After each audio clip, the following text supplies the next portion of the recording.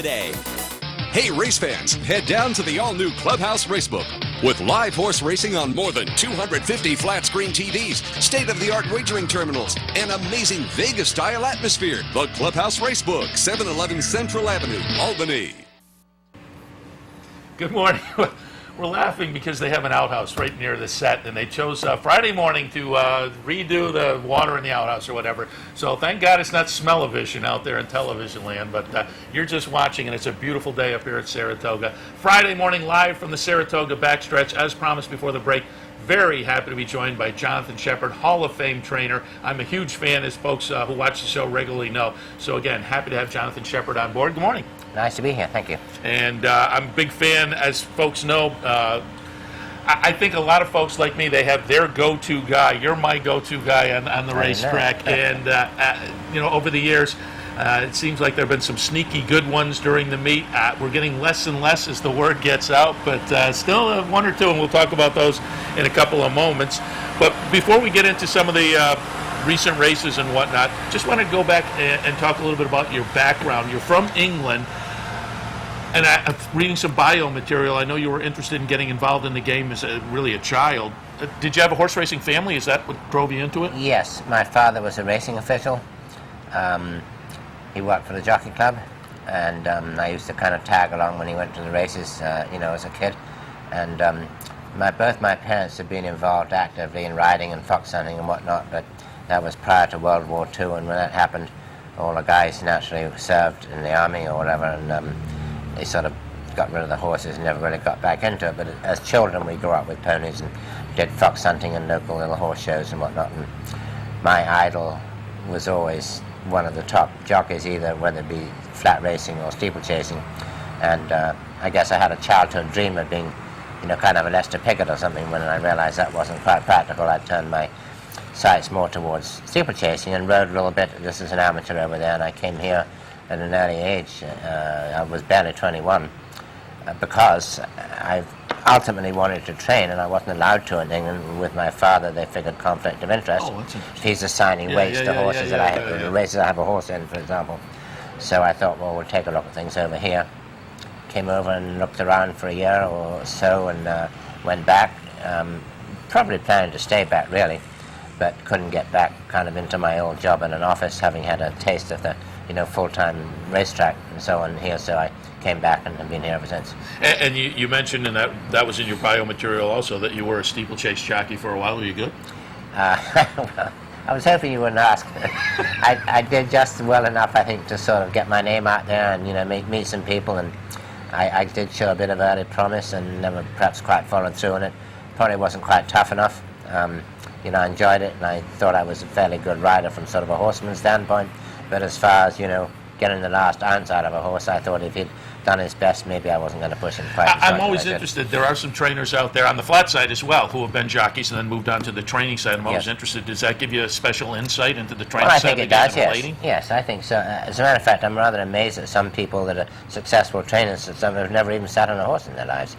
I'm not sure if Shug McGahey has. He's a Hall of Fame trainer, So my hat's off to them. To me, it does give you a bit of an insight. It certainly helps, I think, when you're talking to your exercise riders in the morning and work riders and your jockeys in the afternoon, and you've done it yourself. Sometimes I see these jockeys, very successful jockeys, and, a trainer, I'm not going to mention names, but sometimes, some guy that looks like if he would ever have ridden it, would have been on an elephant, standing, telling this kid what to do, and never sat on a horse in his life, probably, and maybe weighs 250 pounds. And the little jockey's standing there listening intently, but, who knows. But it all seems to work in the end, I guess, different ways of skinning a cat. Yeah, exactly. But I think I'm always interested because I have to believe it gives you an interesting insight and being able to relate with the jockeys in a more unique and... And when I started, I used to exercise my own horses a lot, and only when I got to be maybe in my early 60s, about 10 years ago, that I didn't really gallop anymore, and I think that helped quite a bit too. Oh, I'm sure it does. Speaking of training, you have a really unique situation of training with your place in Pennsylvania, Ashwell Training. And I just want you to talk a little bit about that because it is very unique. And you're in a situation down there in Pennsylvania. And before we talk about training there, I'm just wondering, you're in a spot where it seems like you can branch out Presque Isle, New York, Delaware. Give us an idea of how far you are from, let's say, Presque Isle, Saratoga, Delaware. Yeah, geographically it's seen as we're in the center of a whole big range of tracks. We're about 50 miles southwest of Philadelphia, sort of between Philadelphia and Lancaster, and just sort of on the edge of the nice open farmland and whatnot, the end of what some people call the main line. So it's still open fox hunting, horse country, and I have about 300 acres that I either own or rent, and quite a nice little setup with various different barns and schooling fences and turf gallops and a training track and lots of different turnout paddocks available. And it does give me, a huge edge, I think, over a lot of people who can't offer a horse a change of scenery because they don't have the facility to do it. And I can rotate back between the tracks. I keep horses. I've got 15 horses at Presque Isle right now. I've got 20 horses at Delaware Park. I've got 12 up here. And I keep 5 stores at Fair Hill, which is only a very, well-known training center, as I'm sure you know. Which is half an hour down the road for me, and I can kind of rotate horses back and forth there a little bit. That's a great facility with a torpedo track, which I love, and a dirt track and fields you can ride in. So, but unlike the people at Fair Hill, I sort of have my own little private Fair Hill. It's not quite as sophisticated, but it means that I can do what I want when I want, and it's I worked fairly hard to save my money to get that place, and practically everything I've made in racing I put back into it. So. And maybe it's a little foolish, some people might think, but it's worked for me, and I am planning to. Yeah, talk a little bit about the philosophy, because clearly it's very different than training on the racetrack. And from reading various articles about your training down there, there isn't. You do have a training track, but a lot of the training is just up and down hills and not no markers or anything. So talk a little bit about the philosophy. Well, that's true. A funny story, years ago when we had Stormcat, he was having one of his last works before the Breeders' Cup or the Young America or some Grade 1 stake, and they called my assistant. I was away. She answered. They called the barn for her, and she answered, and they said, "How did he go?" She said, "Great." They said, "How far and how fast?" She said, "I have no idea." We don't have a pole, we don't have a stopwatch. We just knew he worked in company with some other horses, and he blew by them and finished way in front, and it was a good work, but visually. No, it is a slightly different way, but with my English background, I guess I'm kind of brought up that way a little bit. And I think it's very nice for horses to have an opportunity to rotate, between a track and the farm and vice versa. So it's not all just farm training. We don't just train out in the fields. We do train, they all have a certain times at the track at different times. And of course the farm's great for the jumpers. But I think one of the reasons why I'm able to have success with older horses is because you do get a little break from time to time. You're just grinding every day after day, pounding on a hard dirt track. It's tough. It's not anybody's fault, but that's just the way the game is here. And how do you decide how the rotation goes? Well, what's the decision-making factor in looking at a horse and going, oh, time to go to the farm? I just sort of watching the horses. I think, they start to get a little bit jammy, moving a little bit short or stiff, or if they seem to be a little sour, don't want to go onto the track or wheeling at the gap or whatever, maybe it's time for a change. And some of the nervous fillies and whatnot, they just seem to be more relaxed, eat better, stay happier, and they do very well in that environment. One thing which I don't think I mentioned is we have turnout paddocks and pastures, which every single horse we have gets turned out every single day, either anywhere from a little round pen to maybe a 30-acre field in a group of 5 or 6 horses. So it's, they're grazing, they're free, and they're loose, and they're happy. Yeah, very good. Let's talk some specifics here. I want to go back to August 3rd, and we're going to watch Cat's Claw win the weigh. I unfortunately went with the other Shappard. I used Angel Terrace in here, but on my pick ticket, I did have Cat's Claw. I didn't want it to get away. As I said, it's hard to get a sneaky price with the Shappard horse now, but this one went off at 13-1. Number 13, as we watch the replay here, will win Cat's Claw. And I bring this one up because Cat's Claw is entered this weekend, back Sunday in the Glens Falls. How's she coming into it? She's coming into it great. I'm very happy. I did send her back in the same way we've been talking to my farm between races, and she came back up here in time to have a final workout on the Oklahoma turf course. She worked very nicely, not a particularly fast time, but the style she did it was good, just what we wanted. She came from behind and finished in front, drawing off, galloped out strongly. It is a big step up. It's a great stake. It's a pretty full field. It's some pretty nice horses. But I think she deserves a chance. She's won 3 in a row now, and she's won a listed stake. Now we've got to take a shot at a graded one. Very good. Also wanted to go back to yesterday and watch, or was this 2 days ago? No, it was yesterday. The Brilliant Match win in the Mrs. Jeffords. Brilliant Match will be the number 5 horse. And I wanted to bring this up because Brilliant Match is a jumper, obviously, winning this steeplechase stakes yesterday. But has kind of gone back and forth between the jumps and the flat. And I know you do that occasionally with horses, and some of the other jump trainers do as well. Is there some set strategy in moving jumps to flat, or do you just look at it as kind of an expanded condition book, whereas, oh, he'll fit in this jump race, oh, he'll go over and fit in this flat race? Basically the latter, I would say, yes. Basically what we're trying to do is have a horse have a productive career and win races and make money, and, you see an opportunity, whether it's here or there, take advantage of it. There isn't very much steeplechasing after the spring hunt meets are over before we come to Saratoga. She did not run all spring, and I thought I did want to run her over jumps here, because I've always had quite a high opinion of her, and she broke her maiden in a very facile fashion down in South Carolina last fall. But now she's going to have to run in a state because they only have 2 races for fillies and mares up here, and they're both stakes races. She's going to have to run against the best. She needs to be properly prepared and fit. I knew she knew how to jump, but she's had lots of schooling and fitness. She's a Pennsylvania bred. We keep a little string at Presque Isle. I thought maybe she might be good enough to win a maiden race out there. Lucky enough she did, and I think that tuned her up well. We brought her in here, popped her over a few fences and ran in the first one, and she was third, but a little bit, still showing a little bit of greenness. It was only her third start over jumps. And then with the 3 weeks, and I think a little bit of this additional seasoning helped her and stood her in good stead, and she really ran a wonderful race yesterday. She had to run hard, and the jumping was a test for her, but she did everything cleanly and well, and she got a great ride, and we're very happy with the win. Yeah, and talk a little bit about that for a second too. You talked about maybe needed some seasoning. Certainly on the flat side, I see that a lot. You'll see a horse first 2 or 3 starts just seem to kind of be figuring it out, and then all of a sudden there'll come a start where you can kind of see the light bulb go on. Exactly. Is it the same as horses go over the jump? Very much similar, yes. Actually, the horse that won the previous day, not to be bragging, but both homebreds, which is kind of makes it extra fun. But he was sort of a big baby, and it taking a while to figure things out. And I think that was his second race up here, and it was a significant improvement from his first. He just seemed more sort of focused and willing, and he knew what it was all about. It's like some people pick things up very quickly, and others take a bit more time. Talking about horses to pick things up quickly, I have one more video to look at, and we're going to go back to 1985, the Young America. We're going to watch Stormcat.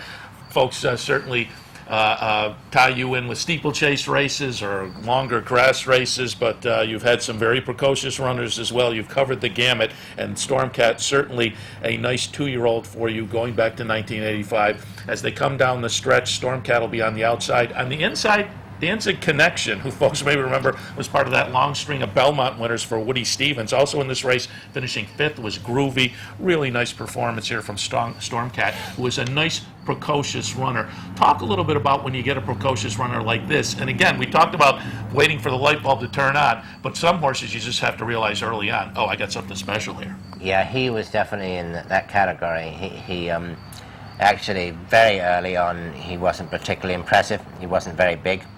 Relatively short neck. Some of my riders are more the longer leg jumping rider types. They didn't like to get on him because he was a little feisty and he used to like to put his head between his knees and buck. But actually my wife who turned out to be my wife, was my girlfriend at the time, was working for me, Kathy, and she ended up getting on him quite a bit, and she had ridden flat races and it's smaller and it's easier for her, and she was also relatively fearless. But I would say by the time he was in Camden, South Carolina, where we keep horses in the winter of his yearling coming 2-year-old year, by the time he left there in about April, we'd begun to see that he was clearly much more precocious than the rest of the group he was training with, and we had something pretty nice. And he certainly went on to prove it. Yeah, it went on to prove it, absolutely. In the breeding shed, did you have a little piece, some breeding shares? Mr. Young was kind enough to give me a breeding right, which was very helpful to me, sort of getting my farm going and having this little band of broodmares that I've got now, and always be grateful for that, and he was a very generous man, and we really appreciated it. I also want you to talk a little bit about, because in one of the stories I read, one of your longtime partners, owners, George Strawbridge and Augustine Stables, one of the stories I read said you really started your steeplechase career coming up to Saratoga and realizing that the steeplechase runners over here might be a little bit different than over in England, so maybe you could go over to England and steal a few that would do well over here, and Strawbridge jumped in right at the beginning. That's absolutely quite true, yes.